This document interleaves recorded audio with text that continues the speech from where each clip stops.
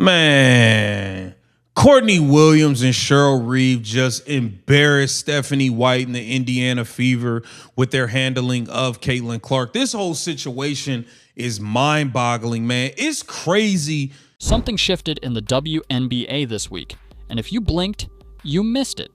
Cheryl Reeves, one of the most decorated coaches in league history, didn't just push back on Stephanie White. She drew a line, publicly, deliberately. The kind of move that doesn't happen by accident, not at this level, not from a coach who measures every word before she speaks it. And at the center of it all is Caitlin Clark, the player who single-handedly rewired fan interest in this entire league, the player who sells out arenas, moves merchandise, and brings in viewers who had never watched a WNBA game in their lives, the player who, according to a growing number of voices, both inside and outside the league, has been quietly undermined from within. Reeves saw what was happening, she said something, and now the entire league is holding its breath, waiting to see what comes next. You are not stumbling onto drama here. You are stumbling onto a power struggle that has been building for months, maybe longer. So right now, your mind is probably already moving. What exactly did Stephanie White do? Was it a roster decision, a public comment, something that happened behind closed doors that finally got too loud to ignore? And then the next question hits even harder. Why would a coach in this league have any incentive to work against her own sport's biggest star? What does she gain from that? But then you start going deeper, and this is where it gets genuinely uncomfortable. Is this actually about Caitlin Clark, the player? Or is this about something older and more territorial, a resistance to the cultural wave that Clark represents that nobody inside the league wants to say out loud on the record?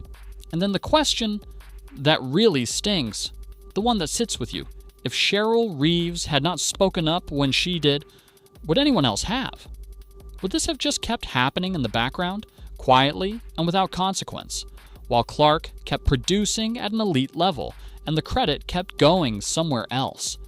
That last question is the one this entire conversation is actually built around. This video is going to break down exactly what Reeves said, why it landed with the weight that it did, and what it reveals about the internal politics of this league that the WNBA itself is not putting in any press release. You are going to understand the specific dynamic between these two coaches, their histories, their philosophies, and why this particular collision was probably inevitable the moment their worlds intersected. You will also walk away with a much clearer picture of where Caitlin Clark actually stands inside this league right now. Not in terms of stats or highlights, but in terms of real influence, real respect, and real resistance. And there is one specific moment from Reeves, one thing she said that most people glossed over, that reframes this entire situation in a way that changes how you see everything else. We are getting into all of it, but before we dive in, do you believe the WNBA's established voices have been genuinely resistant to everything Caitlin Clark represents? Or is this competitive tension that is simply being amplified? Let me know in the comments. Someone just said out loud what the majority of the WNBA fanbase has been sitting with quietly for weeks now. And the fact that it needed to be said at all tells you everything about where we are with this situation. The comparison being drawn here is not subtle, and that is entirely the point. On one side, you have Cheryl Reeve and Courtney Williams, two people who looked at their young cornerstone player and made a deliberate, visible, organizational commitment to building an identity around her. On the other side, you have the Indiana Fever, Stephanie White, and Kelsey Mitchell, who by every observable measure have done the complete opposite. Here is where the analysis sharpens. The frustration being expressed is completely valid, but what makes this moment genuinely significant is not the emotion carrying it. It is the pattern underneath it. When outside voices begin publicly contrasting how two organizations treat the same caliber of player, that is no longer just opinion. That is a symptom of something structural, something that has been allowed to quietly fester, and it demands a real examination rather than a dismissal. Man, Courtney Williams and Cheryl Reeve just embarrassed Stephanie White and the Indiana Fever with their handling of Caitlin Clark. This whole situation is mind-boggling, man. It's crazy. It is really crazy, the situation we're stuck in. Really think about it. We got Courtney Williams and Cheryl Reeve humiliating the Indiana Fever handling of Caitlin Clark. Two people who have clearly gone all in on their new young star point guard, while the Indiana Fever... The first question already forming in your head is probably the most obvious one. How did it actually get to this point? How did the Indiana Fever, the franchise that held the first overall pick and selected Caitlin Clark, end up being the organization on the wrong end of a comparison like this one?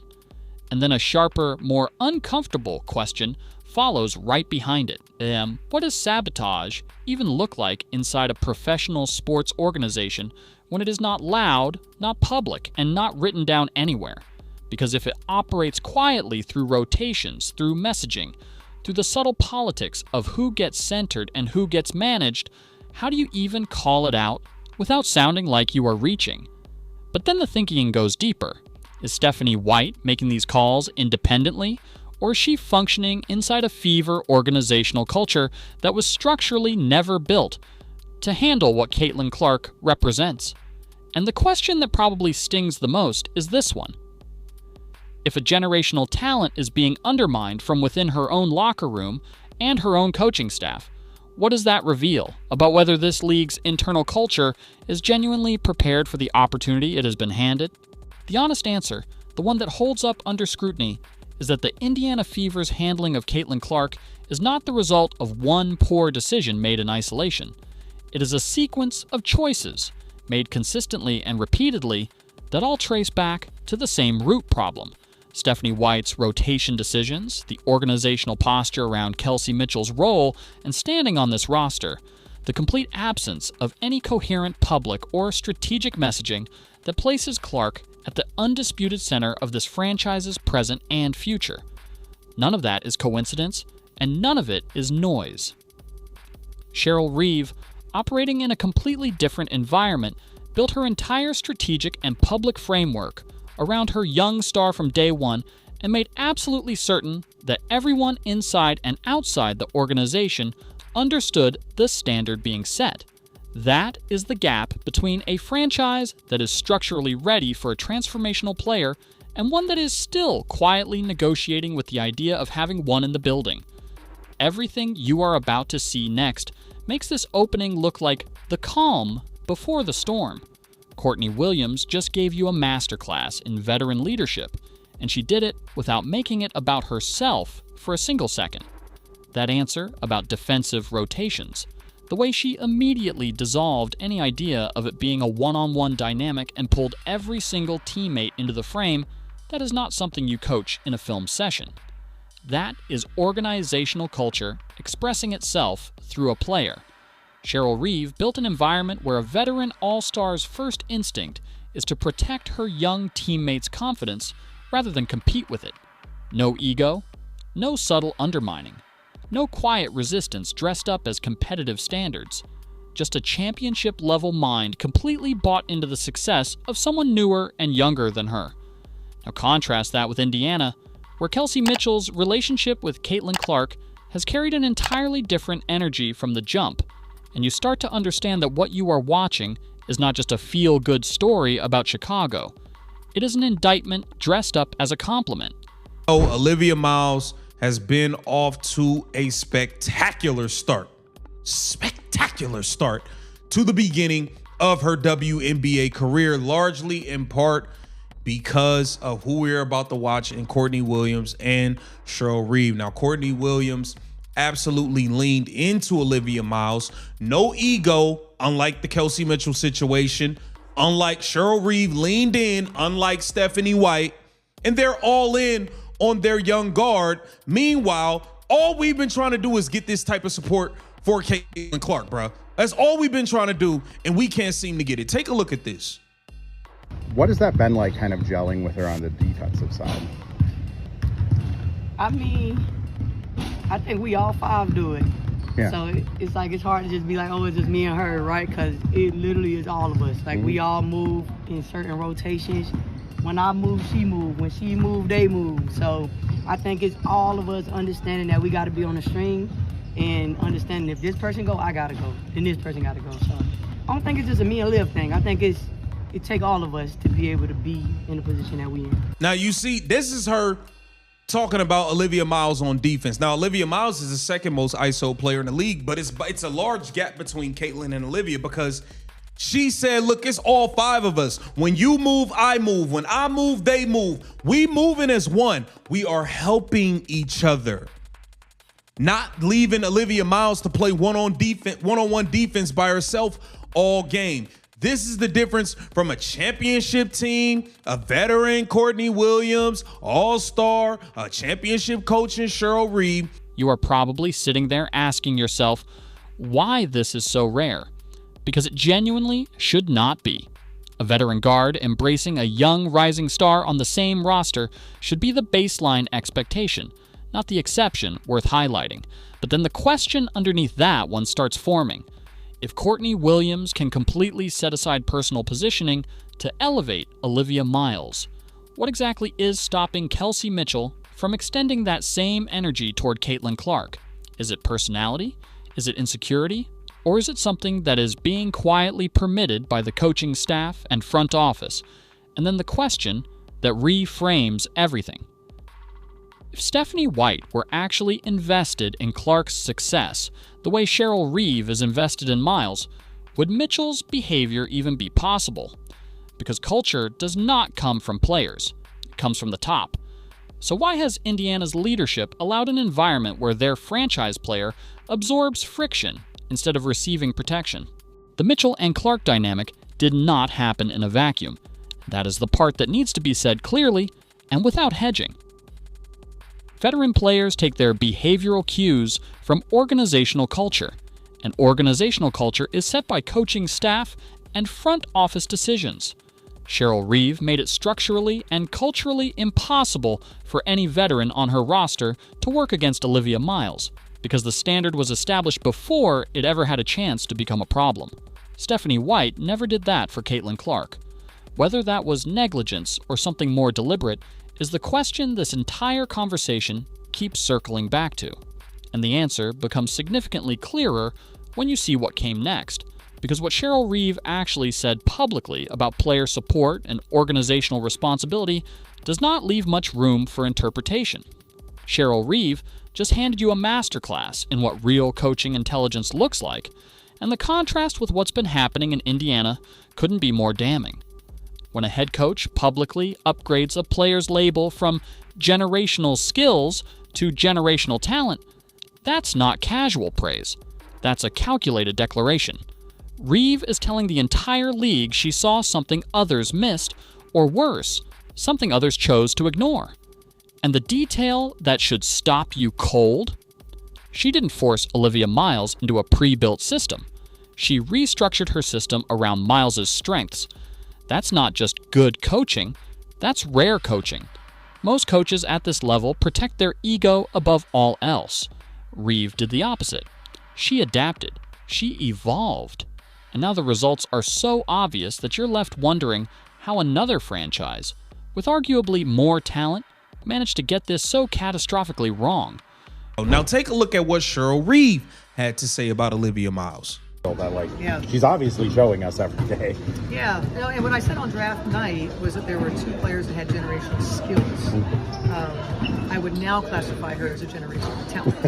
Fair. Fair.